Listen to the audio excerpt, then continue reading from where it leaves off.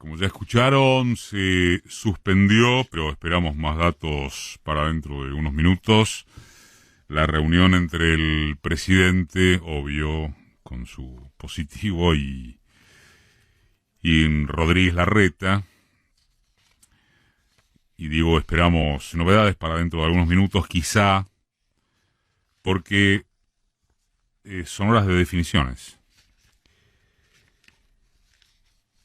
El gobierno, y esto más allá de la reunión que estaba prevista, el gobierno está comunicando en dosis, uno diría muy administradas, que el nuevo avance de la pandemia ya está entre nosotros, esto está claro, y que la necesidad de retornar a cursos más duros de prevención es irreversible. De allí para arriba, no parece tenerse claro cuál será el graderío de las restricciones.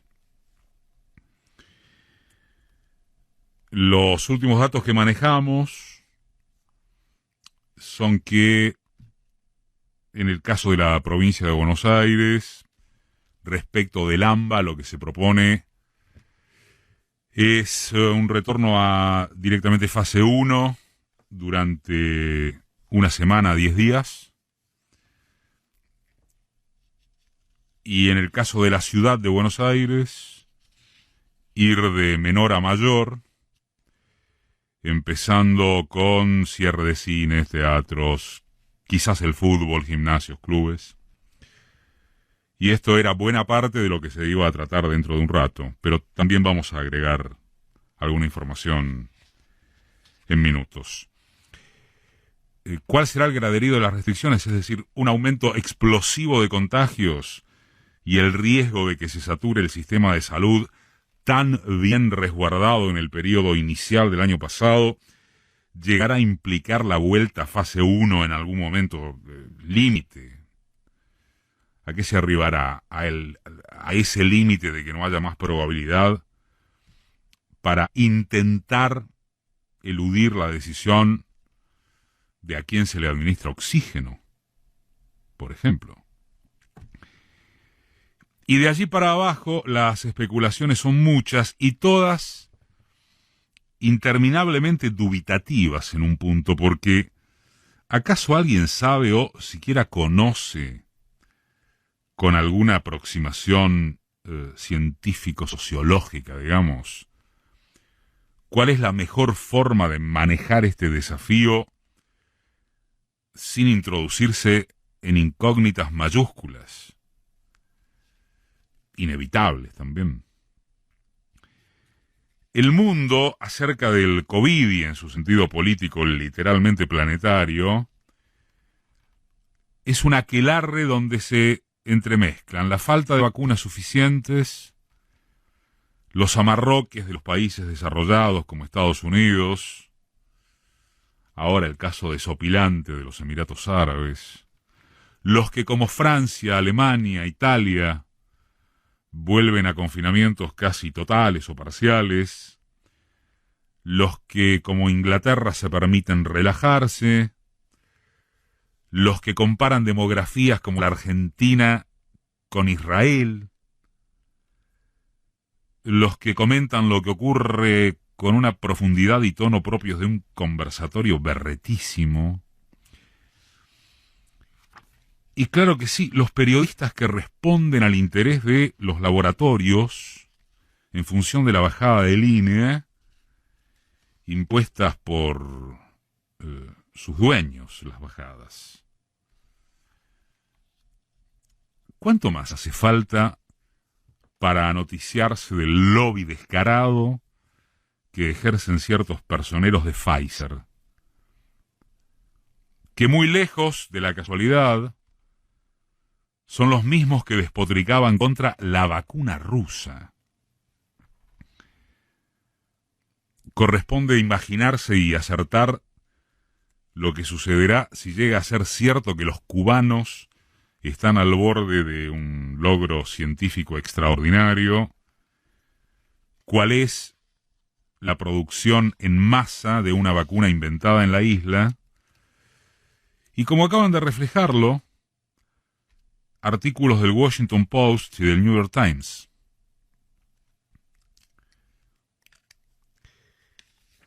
Hace un par de semanas, tras que el presidente usara la cadena nacional no para hacer anuncios, sino a fines de expresar desvelos, se dijo aquí que era de mínima sorprendente y muy dudoso en cuanto a sus efectos positivos, que un instrumento de comunicación como ese, la cadena con protagonismo del presidente, fuera empleado antes para reflexionar y compartir inquietudes que como vehículo de noticias. Se preguntó cómo era posible que no se notificase ni tan apenas el cierre de las fronteras, pero también advertimos que nos permitimos decir que el discurso de Alberto Fernández fue una última apelación a volver a cuidarse personal y colectivamente antes de que se comenzara a puntualizar lo que se viene, lo que ya está. Y que en consecuencia su palabra en cadena, también decíamos, podrá haber sido muy floja en su perspectiva concreta, pero muy fuerte como metamensaje. Ojalá se crea que no se trata de vanagloriarse con el acierto de ese diagnóstico básico que hacíamos hace un par de semanas, sino de convocar a que no se debe seguir brindando la imagen de un gobierno dudoso. No porque uno tenga la receta de nada, ni muchísimo menos, pero sí porque el piso de cualquier recetario en circunstancias como estas es tomar decisiones que no estén permanentemente atadas a su simpatía o antipatía popular.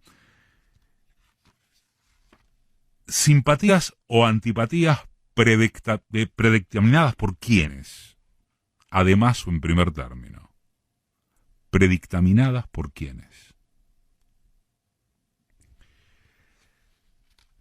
En un hilo de Twitter hacia mediados de marzo, el 10 de marzo, Daniel Feierstein, sociólogo e investigador del CONICET, dio cuenta de los estudios de opinión que desarrolla hace unos meses la Universidad Nacional de Quilmes.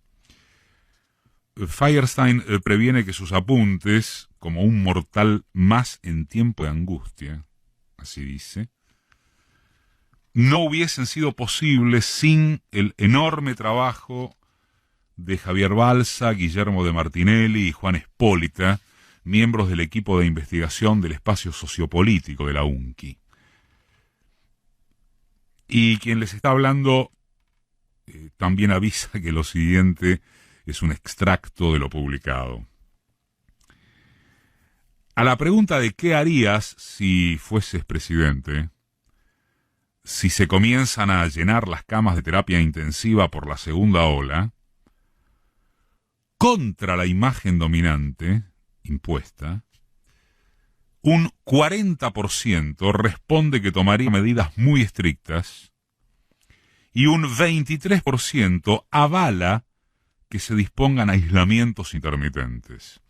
La idea de la gente está harta de las restricciones, no queremos estar encerrados, que mueran los que tengan que morir, no se puede hacer nada, por muy difundidas que estén, son miradas que representan a una minoría intensa, pero minoría al fin, de la población.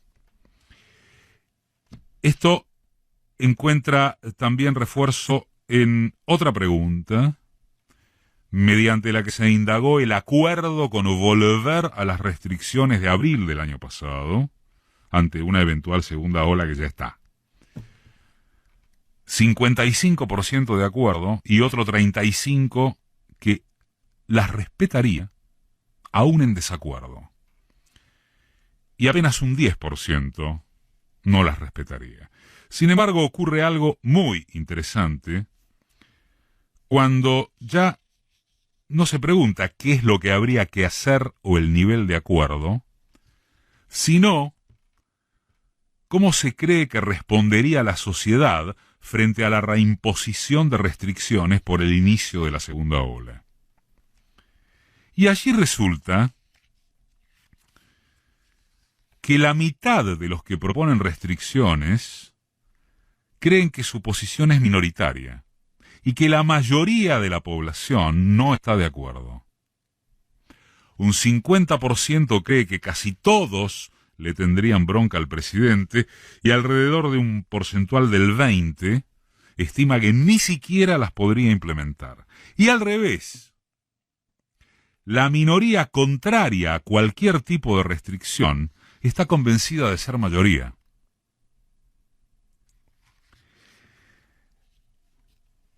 Algo así, remarca Feierstein, podemos encontrar en las redes sociales, donde gritan más los que se oponen a las restricciones, insultan con más ínfulas. Abro, en realidad no es un paréntesis, un agregado. Métanse ahora, se tapan la nariz, 1 minuto, 2, métanse en los foros de La Nación, de Clarín, de Infobae, en este momento, por el positivo de Fernández, de desearle la muerte en adelante lo que quieran. Pero insultar más no los hace mayoría. Ese grupo, volviendo a los estudios de opinión, se encuentra empoderado, convencido de expresar a la mayoría, en tanto que la mayoría que acuerda con el cuidado cree ser minoritaria. Un 20%, según esos estudios, repito, con el respeto que merece la seriedad académica de la Universidad Nacional de Quilmes, conquista la hegemonía, convence a muchos y a las autoridades también de ser la opinión mayoritaria. Casi todas las autoridades considerarían inviables las medidas de cuidado, las endurecidas o inclusive extremas que habría adosar, sea porque sufren la misma confusión que la población mayoritaria o porque consideran difícil, esto se llama costo político, enfrentar la insubordinación de la minoría intensa. Es decir, un 20% es mucha gente, 20, alrededor de, es mucha gente si está dispuesta a la acción. Por lo tanto, la paradoja que se genera es que se terminan ejecutando las políticas de la minoría, sea por su capacidad de ganar la disputa por el sentido, sea por el poder que les otorga estar dispuestos a cualquier cosa. Feierstein convoca a asumir que esta disyuntiva no tiene salidas fáciles,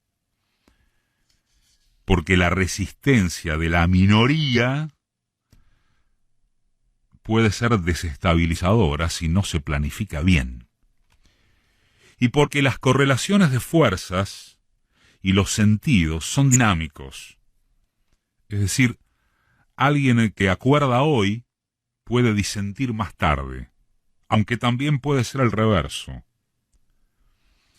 Estos equilibrios son inestables, dependen de la buena comunicación, de la eficacia de las medidas y de sus resultados últimos. Quizás se puede trazar una analogía entre este escenario respecto del COVID y el de la economía, ¿no? En cuanto a las percepciones que el gobierno tuviera sobre la aceptación de la dureza en las medidas a adoptar. Las cifras oficiales difundidas esta semana de aumento de la pobreza hablan por sí solas, y las perspectivas inflacionarias otro tanto. Dentro de pocos días se difundirá que el índice de marzo rondará el 4%,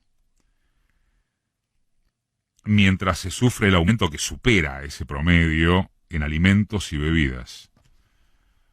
Básicamente carne, frutas y verduras. Y entonces se ratificará que en el primer trimestre ya se habrá consumido más de un tercio del estimado inflacionario del año.